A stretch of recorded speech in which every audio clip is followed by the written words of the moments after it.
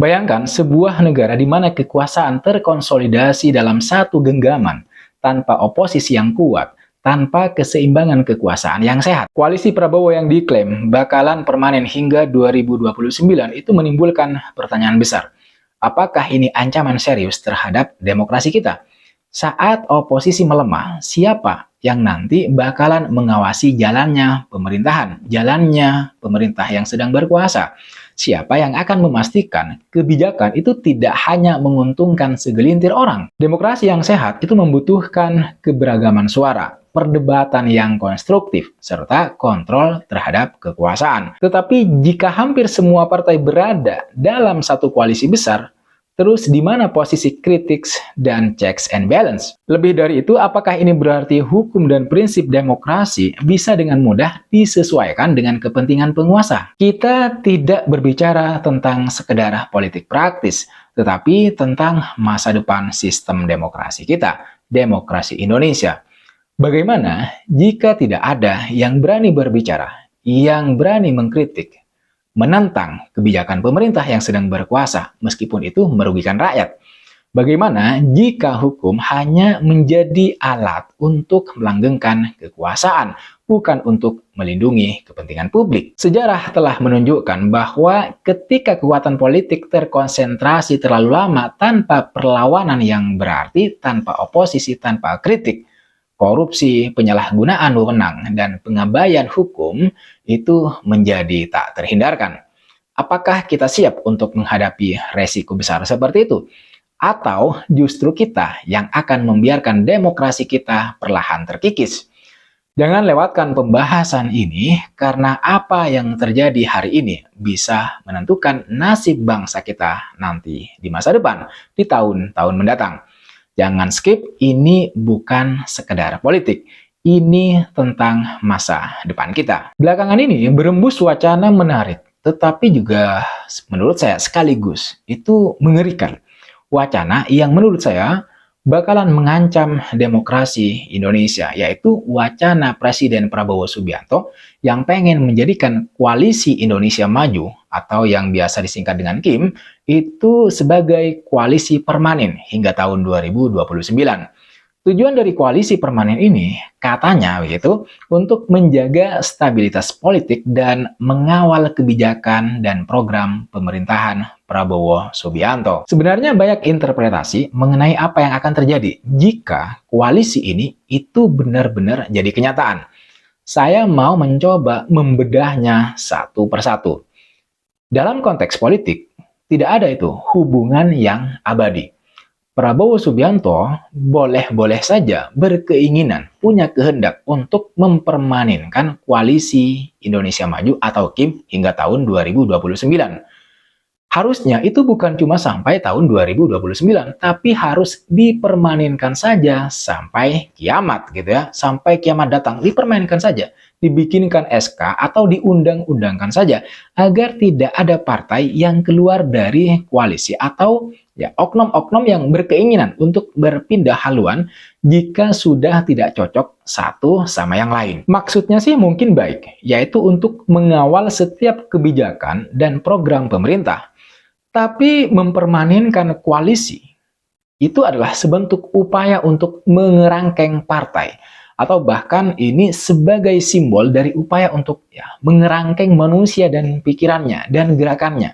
Gerakan politik siapa saja yang berseberangan dengan pemerintah yang sedang berkuasa saat ini. Secara mendasar, jika kebijakan pemerintah adalah untuk kepentingan rakyat, untuk kepentingan publik, saya kira tanpa perlu dipermanenkan pun itu akan banyak fraksi atau partai atau orang-orang masyarakat rakyat yang bakal mengawal setiap kebijakan pemerintah.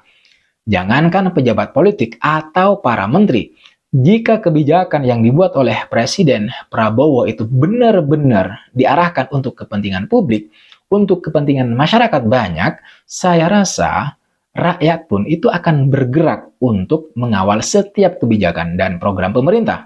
Artinya akan selalu ada interpretasi bahwa mempermanenkan koalisi itu hanya akal-akalan busuk partai saja.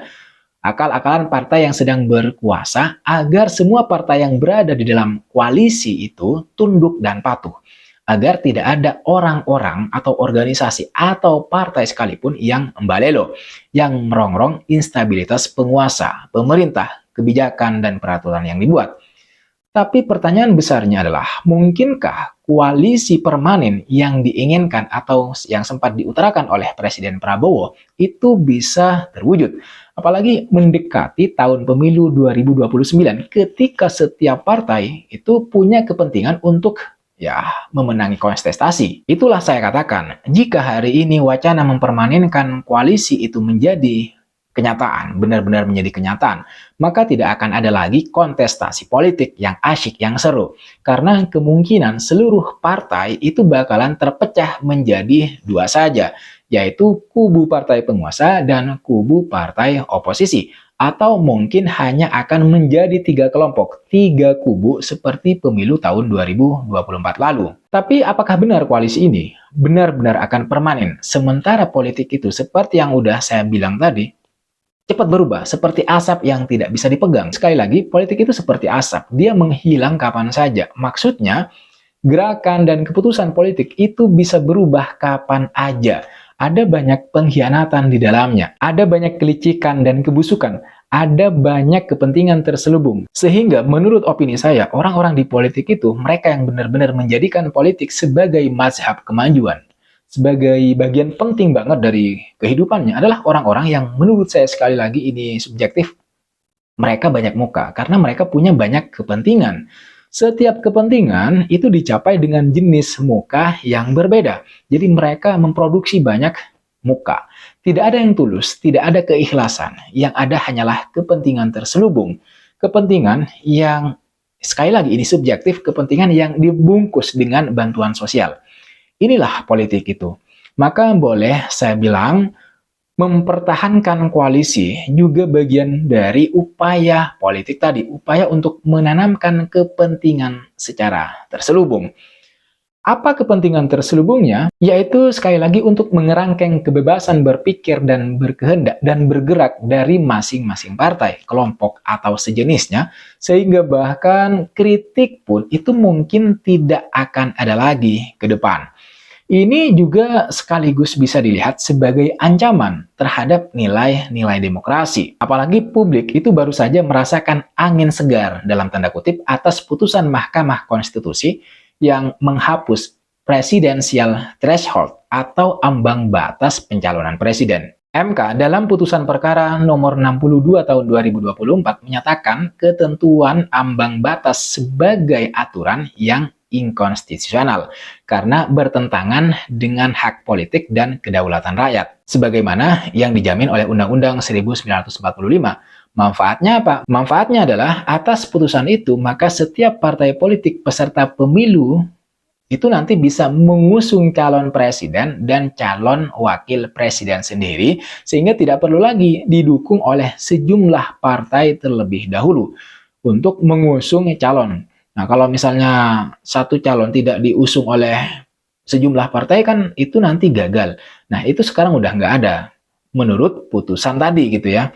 Jadi tidak perlu lagi diusung dengan ketentuan jumlah partai berapa begitu. Sehingga setiap partai nanti bisa mengusungkan calon-calon tertentu menurut mereka. Persoalannya adalah bagaimana partai-partai yang sudah kecipratan kue-kue kekuasaan itu sudah tidak kepikiran lagi soal ambang batas pencalonan presiden. Bagi beberapa partai, sepertinya bertindak adaptis adalah lebih baik. Karena sekali lagi, saya bilang mereka itu kan sudah mendapatkan posisi yang aman dan nyaman di pemerintahan.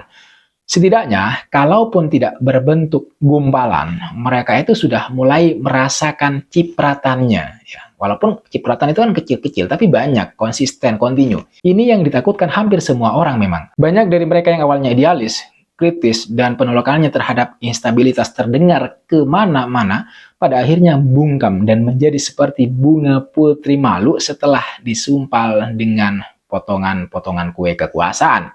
Seperti yang dikatakan oleh misalnya pengamat komunikasi politik dari Universitas Esa Unggul, Jamiluddin Ritonga, bahwa orang-orang yang dulunya begitu sangat mengajukan dan memperjuangkan penghapusan ambang batas pencalonan presiden, itu mereka sudah puas dan seolah-olah sudah tidak menginginkan apa-apa lagi sekarang setelah berada di pusaran kekuasaan. Dan memang secara alamiah orang-orang atau manusia memang seperti itu. Sekali lagi, saya yakin niatnya mungkin baik, bahwa mempermanenkan koalisi adalah untuk menyatukan pandangan guna membangun Indonesia ke depan yang lebih baik, yang lebih maju. Atau bahkan jika benar ingin mencapai Indonesia Emas 2045. Meskipun kemudian terkendala oleh masalah-masalah yang lain, yaitu mulai ramainya tagar kabur aja dulu, pindah ke luar negeri, ke negeri orang. Di titik ini, saya kira ada pandangan yang salah, bahwa untuk menyatukan pandangan mereka, pandangan kita, pandangan orang-orang, itu harus berada di atas perahu yang sama.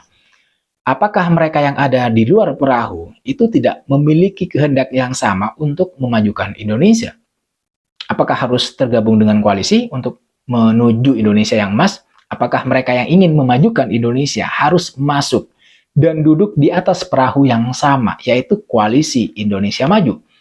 Bukankah dengan adanya identitas seperti itu, yaitu koalisi Indonesia Maju atau KIM, maka identitas lain yang ada di luar mereka itu tidak akan dianggap sebagai bagian dari mereka, meskipun orang-orang yang berada di luar mereka ini memiliki pemikiran yang sama, keinginan dan kehendak dan niatan yang sama, memiliki pemikiran untuk memajukan Indonesia juga. Menurut saya ini bukan sekedar soal KIM, tetapi juga sudah mengarah pada bentuk identitas menuju pertarungan antar identitas.